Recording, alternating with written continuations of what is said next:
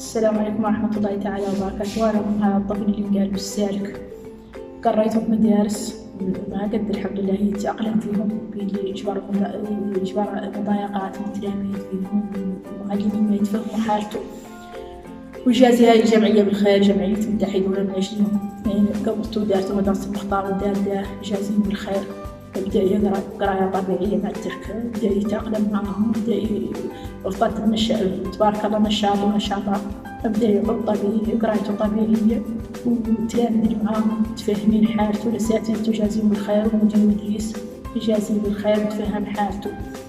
وهذه السنة عاملين معدل مسابقة السنة الأولى الإعدادية، ونبقى نجبر له نبقى بعض الوزارة تعود مشي معاه لقاش يشرح له الامتحان، يشرح له الأسئلة بيني ولا بدا له مساعدة متأخر أصلا في الكتابة وفي القراية، ولا بد من يشرح له عود معاه لقاش يشرح له ما ذاك ما يقدر يعدل المسابقة مع التلاميذ العاديين.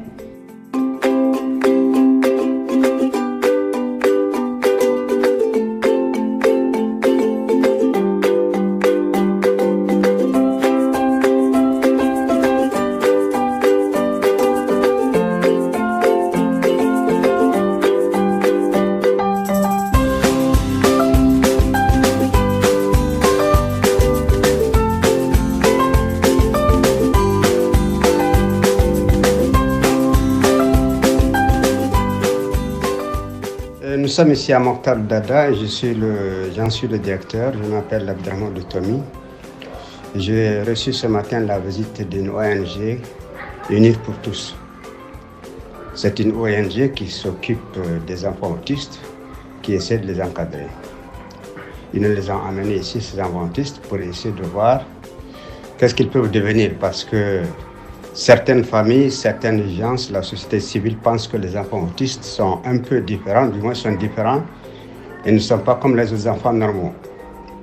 Nous témoignons ici pour leur dire que l'enfant autiste a bien des qualités intellectuelles, le coefficient d'intelligence est assez élevé, mais qu'il a besoin d'un certain encadrement particulier eu égard à son comportement psychotechnique. Nous les avons eus, nous avons fait l'expérience avec eux. Nous avons constaté qu'au départ, ils étaient difficiles. Ils ne voulaient pas, n'est-ce pas, aller avec les enfants. Ils étaient à part, ils se recroquevillaient, ils avaient une vie à part. Et cela, ils ont amené cette habitude de chez eux. Les parents les encadrent mal parce que les parents ne savent pas que ces enfants ont besoin d'un encadrement particulier. Il faut les comprendre, il faut les aimer, il faut les amener à s'exprimer et à se développer. Et notre expérience nous a permis de savoir que ils sont venus, ils se sont améliorés. Et ils ont eu de bons résultats, des résultats auxquels on ne s'attendait pas au départ. Cela est dû à quoi? Cela est dû à l'encadrement pédagogique, psychologique qu'ils ont reçu à l'école. Qu'est-ce que nous faisons? Nous les associons avec les enfants, nous les laissons s'amuser avec les enfants, nous les parlons comme nous parlons aux enfants, sachant cependant qu'ils ont une particularité, ils sont un peu fragiles. Mais nous ne nous accentuons pas, nous ne nous attardons pas sur cette fragilité. Nous leur montrons, nous développons en eux le côté positif, nous les positivisons.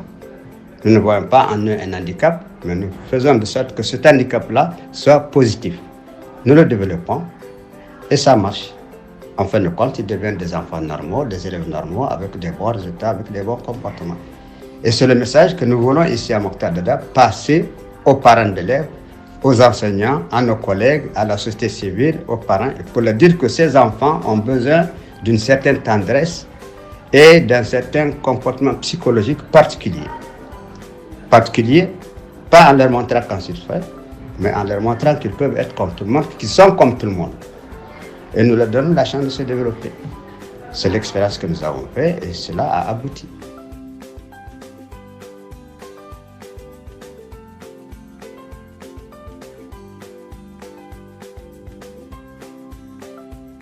الجملة الاسمية هي تبدأ باسم يسمى خبر المبتدأ، مثل محمد تلميذ مهذب. والمبتدأ والخبر اسمان مرفوعان يكونان جملة الاسمية، مثل البرد شديد، هذا مساء. إعراب النموذج: البرد مبتدأ مرفوع بالضم.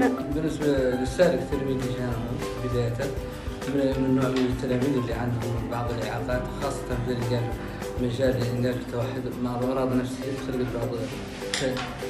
بعض الأطفال في بداية حياته، وكان يحتاج على رجاج التفهم أولا بعد، فأنا هنا أولا كان يبكي لي في القسم، يقوم بقدر من البكاء في القسم، كان مشعز بالنسبة لبعض من الأشخاص، وأنا بعد ما مشعز اللي بدعيتنا اللي كنت مدير مدرسة بنواقشوطها، ويتنا جبر متوحدين ومتخصص قاعد في إنجاز الأطفال المعوقين، وخاصة في إنجاز الطريقة تبريت نعرف علاج للنوع من المسائل، تميت نتكايس معه ونتعامل معه، اسمع ونعطيه من الثقة اللي معدل كي التلاميذ هو تعرف معلم الفرنسي اللي قلتها له قلت له انه يعطيه الثقة، لأن عدل كي التلاميذ ما يعود يتم إعاقه ويتم بشيء على التصرفات اللي عدل بدايته، لأن كانوا يتكيف مع المحيط اللي يعيش فيه، خاصة محيط القسم.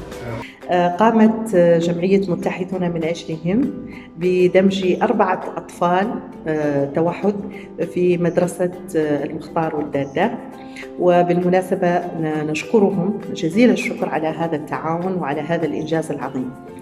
من بين الأطفال أطفال التوحد الذين تم دمجهم في مدرسة المختار والدادة يوجد الطفل السالك محمد الحضران، وهو مترشح هذه السنة في مسابقة الدخول إلى السنة الأولى إعدادية.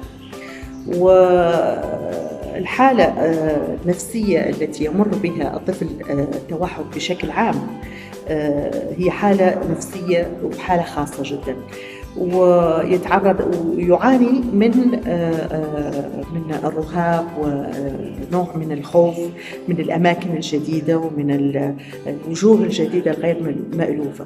لهذا السبب نحن وجهنا طلب إلى وزير التعليم الأساسي وإصلاح التهذيب الوطني من أجل توفير أستاذ الظل، والدور الذي سيقوم به أستاذ الظل يتمثل فيما يلي. هو أولاً يجب أن يكون وجه مألوف، ونقترح أن يكون أحد الأساتذة القائمين على تأطير طفل السالك.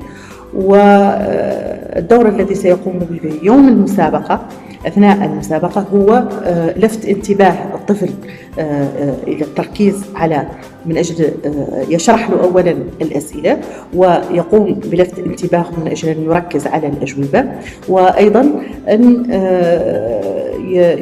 يبعث في نفسه الطمأنينة والثقة، بحيث لأنه هو وجه مألوف ويعرفه، فبالتالي لا يحس بالرهاب في هذا المكان الجديد. نتمنى أن نتلقى القبول والتدخل السريع من قبل وزارة التعليم الأساسي في ما يخص هذا الموضوع، وشكرا جزيلا.